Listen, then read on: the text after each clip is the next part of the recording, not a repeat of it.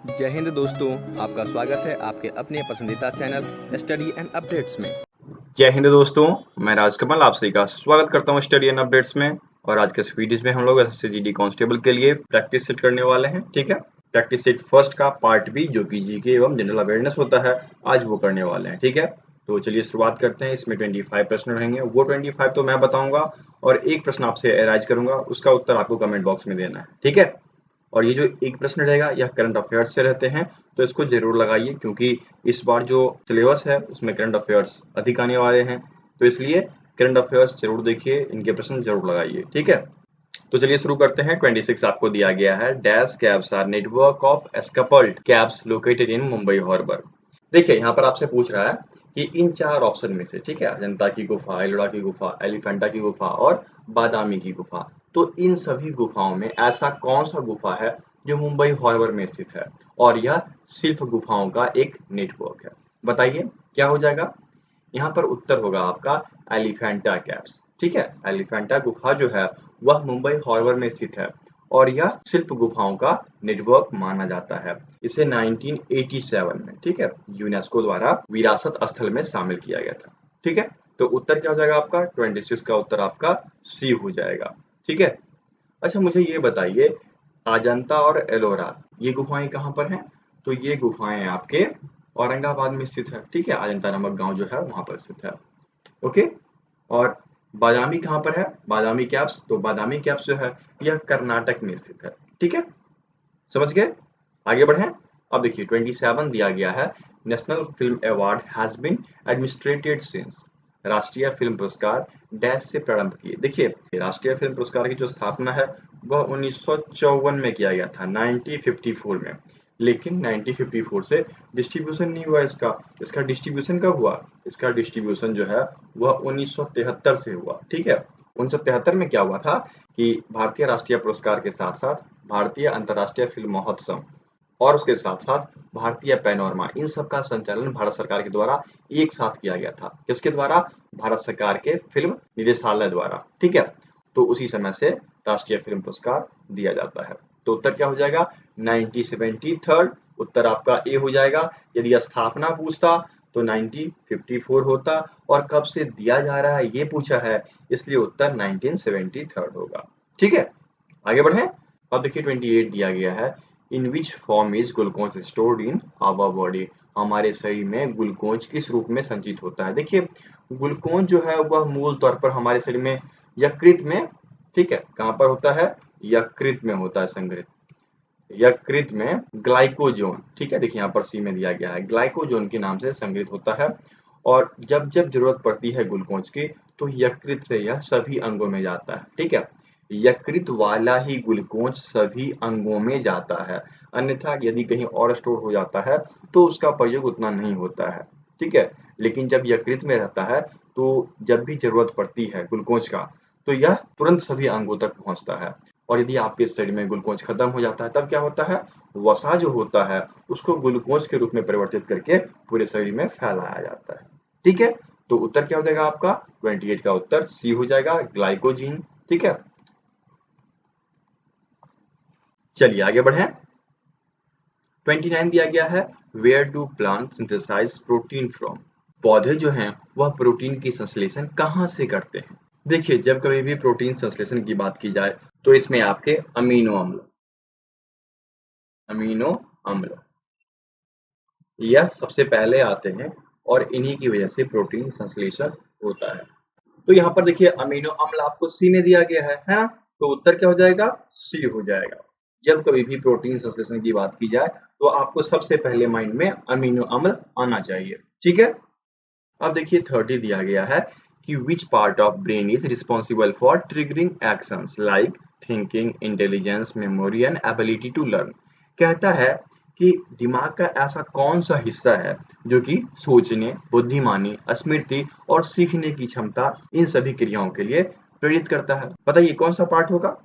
ये है आपका सेरिबम। ठीक है, ये आपका होता है सेरिबम या फिर इसको कॉन्टेक्स कहते हैं। ठीक है, ये यहाँ पर मस्तिष्क लिख दिया गया है, इसको आप सेरिब्रोम कह सकते हैं या फिर इसका दूसरा नाम क्या है, दूसरा नाम है कॉर्टेक्स। ठीक है, कॉर्टेक्स, ये इसका दूसरा नाम है, सेरिब्रम या कॉर्टेक्स, इस नाम से ये जाने जाते हैं। इसी का काम है कि हमारे शरीर में विभिन्न क्रियाओं के लिए प्रेरित करना, ठीक है, सोचना हो, समझना हो, याद करना हो, इन सभी क्रियाओं के लिए यही उत्तरदायी है, ठीक है। तो उत्तर क्या हो जाएगा आपका 30 का सी उत्तर हो जाएगा, सेरिबम। ओके, चलिए आगे बढ़ें। अब देखिए 31 दिया गया है, which of the following element has the lowest melting point. देखिए इन सभी में से कह रहा है कि सबसे कम गलनांक किसका है। यदि हम गलनांक की बात करें तो जैसे यहाँ पर देखिए सबसे कम आपका जो होगा वह हो जाएगा रेडॉन का। रेडॉन का कितना होता है 71 डिग्री सेल्सियस, ठीक है, इस पे यह गलना शुरू हो जाता है। वहीं पर यदि हम अन्य तत्वों की बात करें, जैसे यहाँ पर सोडियम दिया गया है, तो सोडियम के लिए मिनिमम 98 डिग्री सेल्सियस तापमान चाहिए। वहीं पर टिन दिया गया है, तो टिन कब गलता है, टिन जब 232 डिग्री पर पहुंचता है तब गलता है। अच्छा, रेडियम दिया गया है, रेडियम कब गलता है, रेडियम का क्वथनांक यहाँ पर सबसे उच्च हो जाएगा, यहाँ पर इन चार ऑप्शन में से सबसे उच्च होगा, ठीक है, कितना हो जाएगा 700 डिग्री सेल्सियस, ठीक है। जब यहाँ पहुंचेगा तब जाकर आपका रेडियम गलेगा। तो सबसे कम पूछा ना, तो सबसे कम वाला आपका कौन निकला, रेडन ना, कहाँ दिया गया है सी में, तो 31 का सी उत्तर हो गया, ठीक है। आगे बढ़ें। अब देखिए 32 दिया गया है, atomic number of which of the following element is greater than the fluorine, ठीक है। यहाँ पर देखिए कह रहा है कि फ्लोरीन से ज्यादा, तो देखिए फ्लोरीन का जो एटॉमिक नंबर होता है वह 9 होता है, ठीक है, फ्लोरीन का 9 होता है। वहीं सोडियम का कितना होता है, सोडियम का 11 होता है, ठीक है।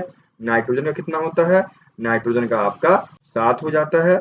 और यहाँ पर देखिए बेरिलियम दिया गया है, hydrogen, helium, lithium, beryllium 4 number पे आता है, ठीक है, इसका एटॉमिक नंबर 4 हो जाएगा। और ये है आपका बेरिलियम, ठीक है, बेरिलियम, ठीक है, बेरिलियम। बोरोन 5 नंबर पे आता है, ठीक है, hydrogen, helium, lithium, beryllium, boron, carbon, nitrogen, oxygen, fluorine, neon, ठीक है, सोडियम, मैग्नीशियम।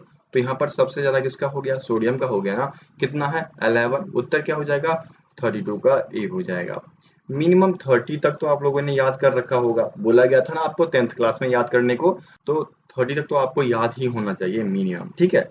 ये सभी बेसिक चीजें हैं जो हर एक एग्जाम में पूछता है, इसलिए इन सबको याद रखिएगा, ठीक है। चलिए आगे बढ़ें। चलिए आगे बढ़ने से पहले मैं आपको कहना चाहूंगा, यदि आप लोग को मॉक टेस्ट देना है तो उसका लिंक डिस्क्रिप्शन बॉक्स में दिया गया है, studyandupdates.in के नाम से, ठीक है, studyandupdates.in। इस वेबसाइट पर आपको बहुत सारे मॉक टेस्ट मिल जाएंगे, प्रीवियस ईयर के सारे मॉक टेस्ट डाल दिए गए हैं और न्यू वाले भी अब डलेंगे, ठीक है। तो इसके आप SSC GD टैब में जाइएगा, /SSC GD, इसमें आपको सभी कुछ मिल जाएगा, ठीक है, जिसका लिंक आपको डिस्क्रिप्शन बॉक्स में दिया गया है मॉक टेस्ट के नाम पर। और यदि आप लोग को PDF चाहिए तो उसका लिंक भी नीचे डिस्क्रिप्शन बॉक्स में दिया गया, वहां से ले सकते हैं, या फिर आप टेलीग्राम, ठीक है, टेलीग्राम करेंगे 7979946092 पे, ठीक है। कुछ फीस है, फीस पे करेंगे, जैसे कि 20 प्रैक्टिस सेट्स के 40 रुपये हैं, 40 रुपये आपके 20 सेट के लिए जाते हैं, और 30 रुपये आपके 15 प्रैक्टिस सेट के लिए जाते हैं, ठीक है। यदि आप लेना चाहते हैं तो इस नंबर पर टेलीग्राम करेंगे, अपनी भाषा बताएंगे किस भाषा में चाहिए, और आप इसे प्राप्त कर सकते हैं, ठीक है। चलिए आगे बढ़ें। अब देखिए 33 दिया गया है, convert the number 106 to binary. 106 को बाइनरी में कन्वर्ट करना है, तो बाइनरी में कन्वर्ट करने के लिए क्या करते हैं, उसी डिजिट को 2 से डिवाइड करते रहते हैं, ठीक है। जैसे 106 दिया, तो 106 को यदि 2 से डिवाइड करेंगे तो यह पूर्णतः कट जाएगा, किससे, तो यह 53 से पूर्णतः कट गया, और शेष क्या बचा, शेष जो है वह 0 बचा, तो इसलिए क्या होता है, यहाँ पर पहले 0 आ जाएगा। फिर 53 जो बचा, 53 इसको 2 से डिवाइड करो, तो यह आपके कितने बार में लगेगा, 26 बार में, और एक शेष बच जाएगा, ठीक है।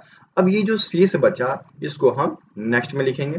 ठीक इसी प्रकार 26 को 2 से भाग दो, 13 हो जाएगा, शेष 0 बचेगा, तो फिर यहाँ पर 0 आ गया।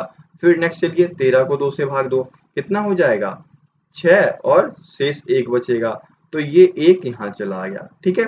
उसके बाद देख लीजिए 6/2 कीजिए, कितना होगा 3, शेष 0, तो 0 आ जाएगा, ठीक है। अब 3/2 करते हैं, कितना हो जाएगा, एक टाइम में भाग लगेगा, एक शेष हो जाएगा, तो एक शेष को यहाँ ले आते हैं, और यदि हम 1/2 से भाग दें तो भाग तो लगेगा नहीं जीरो टाइम में, और शेष तो एक ही रहेगा, तो वो फिर लास्ट में यहाँ लिख देते हैं। ठीक है, तो ये आपका आ गया। अब क्या करते हैं, इधर से लिखना प्रारंभ कर देते हैं। ये आपका हो जाएगा 1 1 0, उसके बाद 1 फिर 0 फिर 1 फिर 0, मतलब स्टार्टिंग में डबल 1 फिर 0 1। ठीक है, 1 0 1 यहाँ पर गलत हो गया, 1 0 1 0 1 0। ठीक है, उत्तर आपका क्या हो जाएगा, उत्तर आपका यहाँ पर बी हो जाएगा। ठीक है, 33 का बी उत्तर हो जाएगा, ये इसका डेसिमल नंबर है। ठीक है, सीख गए ना आप। ऐसे ही करना, पहले भाग देते हैं, भाग देके जो संख्या आती है उसको अपोजिट करके लिख देते हैं, आपका यह निकल कर चला आता है। ओके, आगे बढ़े। और देखिए 34 दिया गया है, Bihu is folk dance of which state. Bihu किस राज्य का लोक नृत्य है। देखिए असम बिहू आपने सुन रखा है ना, कि बिहू जो है वह असम का मुख्य त्योहार है, और यह मुख्यतः 3 रूप से मनाया जाता है। 3 रूप में यदि हम बोले तो पहले यह जनवरी में मनाया जाता है। तो जनवरी में जब मनाया जाता है तो यह भोगली के नाम से मनाया जाता है, भोगली के नाम से। ठीक है, फिर उसके बाद अप्रैल में एक बार मनाया जाता है। तो अप्रैल में जब मनाया जाता है तब इसको बोला जाता है रंगाली। ठीक है, रंगाली। यह सब बिहू के प्रकार हैं, मतलब 3 प्रकार से सेलिब्रेट किए जाते हैं। और तीसरी बार जो है वह अक्टूबर में मनाया जाता है, और अक्टूबर में यह कंगाली के नाम से, ठीक है, कंगाली के नाम से मनाया जाता है। ठीक है, तो बिहू कहाँ का फोक डांस है, असम का। ठीक है, और यह 3 टाइम मनाया जाता है, 3 टाइम सेलिब्रेट किया जाता है। तो उत्तर आपका हो गया 34 का ए, असम। ठीक है, अच्छा मुझे बताइए ओडिशा का लोक नृत्य क्या है। ठीक है, शायद प्रीवियस ईयर में भी ऐसा क्वेश्चन था, मैंने पूरा पूरा बताया था महाराष्ट्र का क्या है, उत्तराखंड का क्या है।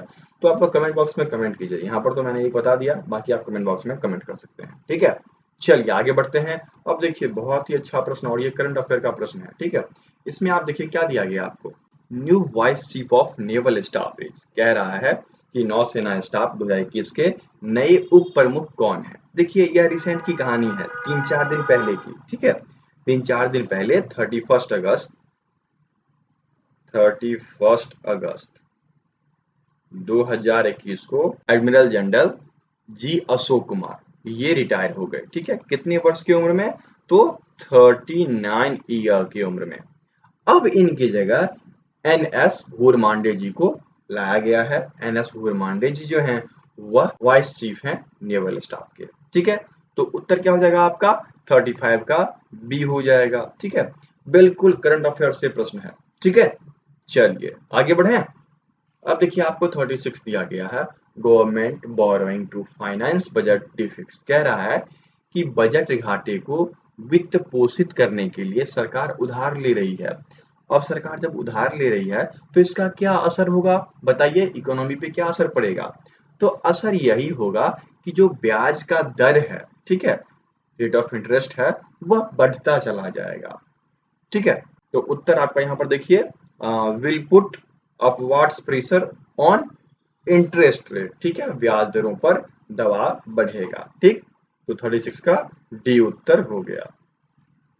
ये भी इकोनॉमिक्स से न्यू प्रश्न है। ठीक है, चलिए आगे बढ़े। 37 आपको दिया गया है, which of the following is also known as biochemical laboratory of human body. निम्नलिखित में से कौन सा मानव शरीर की जैव रासायनिक प्रयोगशाला के रूप में जाना जाता है। देखिए जैव प्रयोगशाला यदि हम इसकी बात करें तो हमारा यकृत आता है, लिवर आता है। देखिए यहाँ पर डी में दिया गया है। ठीक है, इसको हम लोग यकृत कहते हैं, ये आता है।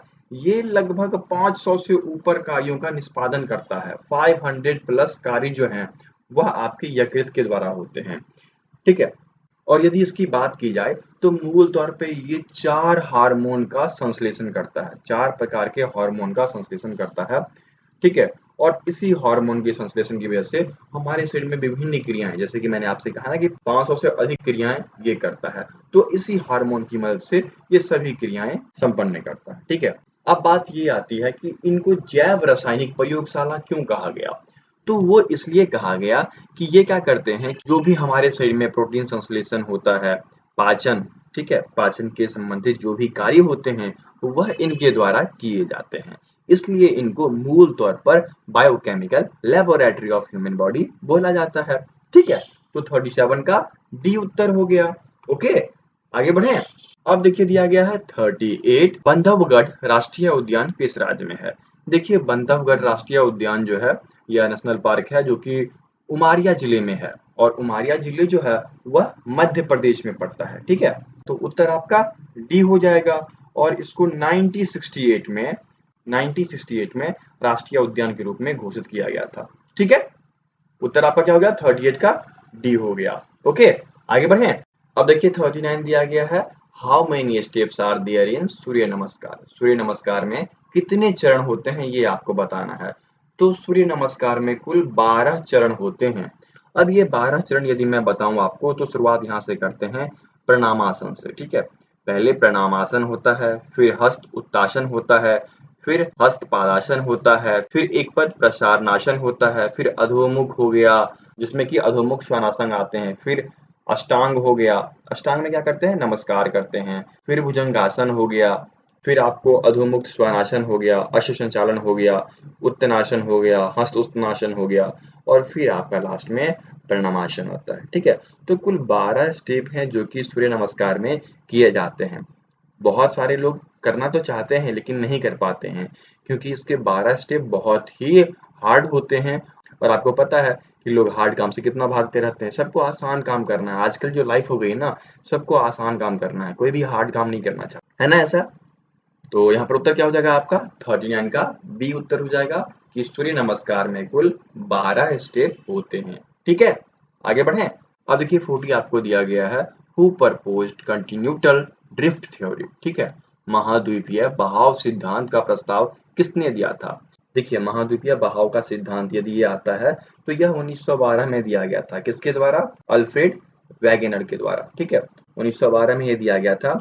और इसमें क्या था? इसमें था कि महाद्वीप का जो बहाव होता है, इसके जो प्लेट वितरण होते हैं, इससे संबंधित व्याख्या की गई थी कि महाद्वीप किस प्रकार की गति करती है। ठीक है, वही बताया गया था महाद्वीपीय बहाव सिद्धांत में। ठीक है, तो उत्तर आपका हो जाएगा 40 का ए। महाद्वीपीय सिद्धांत जो है वह आपके अल्फ्रेड वैगनर के द्वारा 1912 में दिया गया था। ठीक है, अब आगे आए। 41 दिया गया है, कनाडा की राजधानी। कनाडा की राजधानी जो है यह आपका ओटावा हो जाएगा। देखिए ओटावा आपके डी में दिया गया है, तो 41 का डी उत्तर हो जाएगा।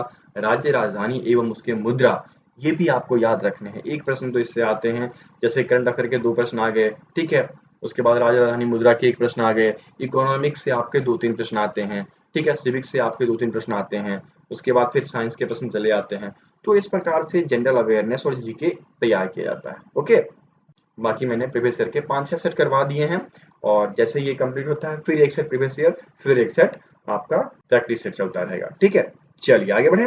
42 दिया गया है, यूरोप में पुनर्जागरण की अवधि। देखिए यूरोप में पुनर्जागरण की बात की जाए तो वह 14वीं शताब्दी से 17वीं शताब्दी के अंत तक माना जाता है। ठीक है, पुनर्जागरण का मतलब है पुनर्जन्म, क्योंकि उस समय हुआ क्या था कि लोग ना फिर से प्राचीन ग्रीस और रोम की शिक्षा लेने लग गए थे। तो जब शिक्षा ग्रहण करने लग गए तो लोगों को लगा कि यूरोप में फिर से पुनर्जागरण हुआ है, लोगों का पुनः जन्म हुआ है। उत्तर क्या हो जाएगा आपका? 14वीं से 17वीं शताब्दी, जो कि बी में दिया गया है। तो 42 का बी उत्तर हो गया। ठीक है, यूरोप में पुनर्जागरण 14वीं से 17वीं शताब्दी के बीच हुआ था। ठीक है, और इसमें उन्होंने क्या किया कि ग्रीस और रोम, ठीक है मैं लिख देता हूं, ग्रीस और रोम, यहाँ की शिक्षा में अभिरुचि लेने लग गए, जिससे माना गया कि लोगों का पुनः जन्म हो रहा है। ठीक है, ओके आगे बढ़े। और देखिए 43rd दिया गया है, Aurangzeb 1658 to 1707 was the ruler of which dynasty? कह रहा है कि औरंगजेब किस वंश के शासक थे, ये आपको बताना है। देखिए औरंगजेब जो थे वह मुगल वंश के अंतिम एवं छठे शासक थे। ठीक है, और यह मुगल वंश के अंतिम शासक थे। अच्छा बताइए ये किसके संतान थे? तो ये आपके शाहजहां और मुमताज महल के छठी संतान थे। ठीक है, राजा भी छठे थे और मुमताज एवं शाहजहां के छठे संतान थे ये। ठीक है, इनका शासनकाल कितने वर्ष का रहा? तो 49 वर्ष का रहा। जैसे कि यहाँ पर तो साफ साफ दिया ही गया है। ठीक है, लेकिन छोटी छोटी चीजें हैं, याद करना बहुत जरूरी है। तो उत्तर क्या हो जाएगा? 43rd का उत्तर बी हो जाएगा। ठीक है, आगे बढ़े। अब देखिए 44 दिया गया है, who invented the contact lens. Contact lens का आविष्कार किसने किया था बताइए। देखिए कॉन्टैक्ट लेंस का आविष्कार 1888 में किया गया था, 1888 में, और सबसे पहले खरगोश पर अप्लाई किया गया था, खरगोश पर इसका परीक्षण किया गया था। ठीक है, किसने किया था? अल्फ्रेड गैंगस्टन यूजेनफिक ने किया था, जो कि यहाँ पर बी में दिया गया है। तो इनके द्वारा कॉन्टैक्ट लेंस की शुरुआत की गई थी। सर्वप्रथम इन्होंने खरगोश पर किया, फिर उसके बाद अपने पे किया, फिर उसके बाद इनके जो अन्य सहायक थे उन पर इन्होंने परीक्षण किया था। ठीक है, तो उत्तर क्या हो जाएगा? 44 का बी उत्तर हो जाएगा। ठीक है, अच्छा एक चीज और, जो फर्स्ट कॉन्टैक्ट लेंस इन्होंने बनाया था उसका व्यास क्या था बताइए। तो उसका व्यास 18 से 21 मिलीमीटर था। ठीक है, mm, समझ गए। चलिए आगे बढ़े। अब देखिए 45 दिया गया है, electron moves around the nucleus in dash motion. Electron dash गति के साथ नाभिक के चारों ओर घूमते हैं। इलेक्ट्रॉन जो है वह कक्षीय गति करते हैं, ऑर्बिटल ऑर्बिटल मोशन करके यह अपनी नाभिक के चारों ओर घूमते हैं। इस गति में दृढ़ कण जो होते हैं जैसे कि क्वांटम की गति या फिर यांत्रिक गति शामिल होती है। ठीक है, अच्छा ये बताइए कक्षीय गति में क्या होता है। तो कक्षीय गति में घूर्णन के बजाय द्रव्यमान केंद्र का स्थानांतरण होता है। ठीक है, घूर्णन गति आपने पढ़ रखा है ना। ये सभी 9th-10th की चीजें पूछी जाती है आपके इस एग्जाम में।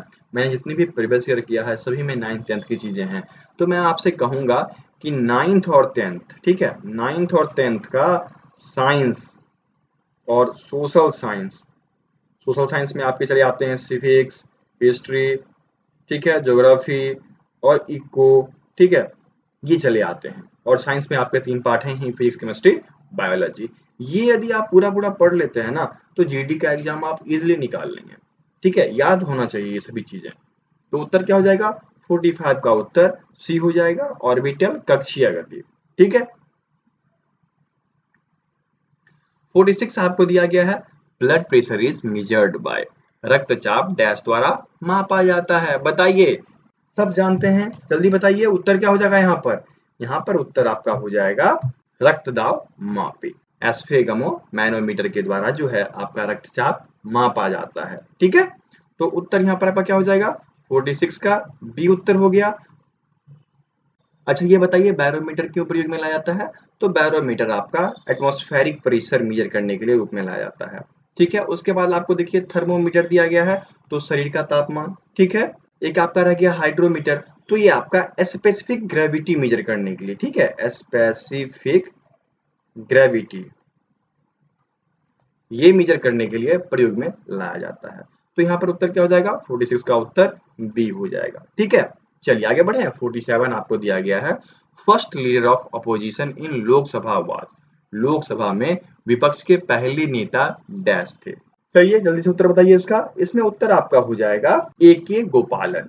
ए के गोपालन जो है वह 1952 में 1952 में विपक्ष के नेता बने थे। ठीक है, उस समय क्या था कि कांग्रेस के अलावा भारतीय कम्युनिस्ट पार्टी सीपीआई थी और इसमें से वो चुने गए थे। ठीक है, ये एक कम्युनिस्ट नेता थे ए के गोपालन। ओके, और इसके बाद जो है विपक्ष का नेता जब चुना गया तो धीरे धीरे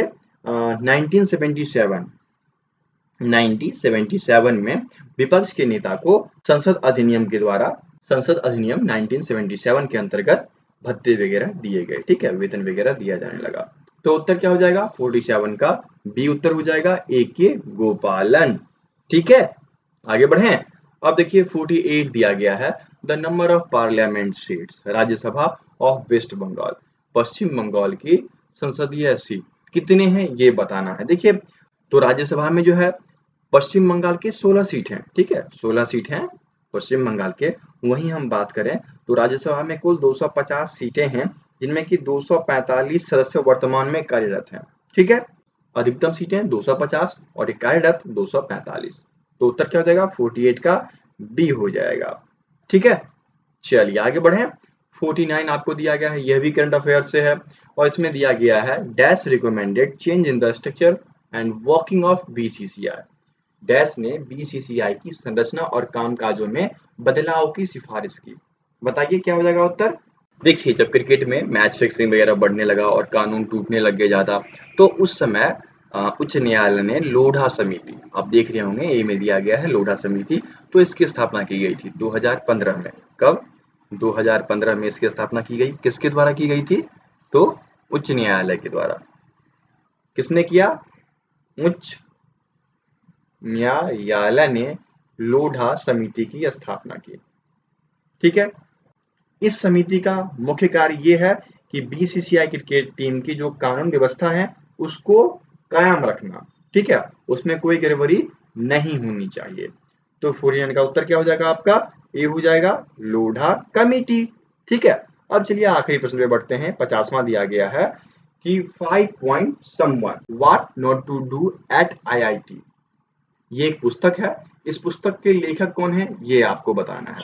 देखिए, अभी चेतन भगत बहुत ही फेमस चल रहे हैं, आपने मूवी भी देखी होगी हाफ गर्लफ्रेंड, एंड 2-3 और आए थे इन्हीं के बुक पे आधारित। तो चेतन भगत बहुत ही फेमस है और 5 point someone what not to do at IIT यह भी चेतन भगत के द्वारा लिखा गया है। ठीक है, तो इसका उत्तर क्या हो जाएगा? 50 का उत्तर आपका डी हो जाएगा, चेतन भगत। ओके, चलिए आगे बढ़े। अब ये रहा आज का प्रश्न, और आज का प्रश्न क्या है कि 7 जुलाई 2021, ठीक है, 7 जुलाई 2021 को कैबिनेट मिनिस्ट्री में हेरी फेरी की गई थी। तो इस हेरी फेरी में रेलवे मिनिस्टर किसको बनाया गया, रेलवे मंत्री का पद किसको सौंपा गया, इन 4 ऑप्शन में से आपको बताना है। ठीक है, तो मैं आशा करता हूं कि कमेंट बॉक्स में इसका उत्तर आप लोग जरूर देंगे, और यदि आपको नहीं पता है तो जाकर वेबसाइट पे देख लीजिए, क्योंकि जो चेंजिंग हुई है वो चेंजिंग आपको पता होनी चाहिए। इन्हीं चेंजिंग से प्रश्न आपका उठकर चला आएगा। ठीक है, और नहीं याद रहेगा तो आप फंस जाइएगा। ओके, और कोई भी दिक्कत हो तो आप हमें टेलीग्राम पे मैसेज कर सकते हैं 7979946092। ठीक है, उसके बाद SSCGD का ग्रुप जो है आपको दिया गया है टेलीग्राम का, टेलीग्राम ग्रुप में जुड़ जाए। फायदा ये रहेगा कि जो भी वीडियोस आएगी, जो भी अपडेट्स आएगी, जो भी मॉक टेस्ट आएगी, उन सभी का लिंक आपको उस टेलीग्राम ग्रुप में जाएगा, तो वहां से आप इसे आसानी से जान पाएंगे, देख पाएंगे और उन्हें लगा पाएंगे। ठीक है, तो चलिए मिलते हैं अगली वीडियो में, तब तक के लिए जय हिंद।